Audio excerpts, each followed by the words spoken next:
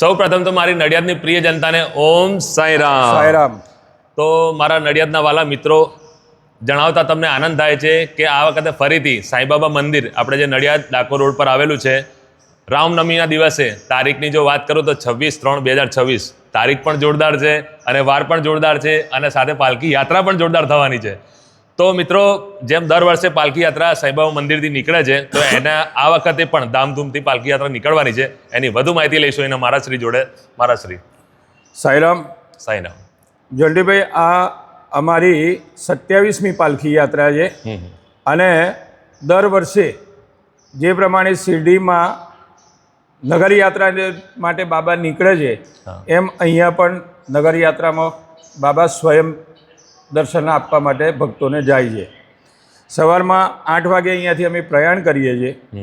નગરના વિવિધ માર્ગો ઉપર પરિભ્રમણ કરી અને અમે પાછા 1 વાગે મંદિરના પ્રાટાંગણમાં પાછા આવી નિજ મંદિરમાં પાલખી લાવી અને આરતીનું પણ આયોજન કરીએ છીએ. તદુપરાંત અહીંયા ભાવિક ભક્તો માટે અમે ભંડારાનું પણ આયોજન કરીએ છીએ. અમે જ્યારે પાલખી યાત્રા નીકળવાની હોય એ સમયે લોકોની ભક્તોની આતુરતા એટલી બધી હોય છે કે બાબા ક્યારે આવશે, ક્યારે આવશે, ક્યારે આવશે, એવી એમની આતુરતા હોય છે. માર્ગો ઉપર ભક્તો દ્વારા અનેક સેવાઓનું પણ આયોજન કરવામાં આવે છે. કોઈ જગ્યાએ આગળ છાશ હોય છે, કોઈ જગ્યાએ સૂકી ભાજી હોય છે, કોઈ જગ્યાએ ખમણ હોય છે, ઢોકળા હોય છે. વિવિધ વાનગીઓનું ત્યાં આગળ રસ્તામાં ભવ્ય સ્વાગત પાલખીનું કરવામાં આવે છે.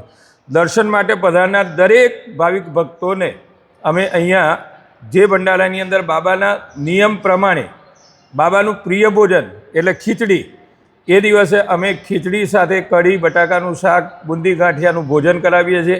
અને અમારા આ જે ભવ્ય પાલખી યાત્રા અહીંયાથી નગરયાત્રા જે લઈને નીકળે છે, એમાં બહોળા જે ભક્તો છે એ આનો દર્શનનો લાભ લે છે.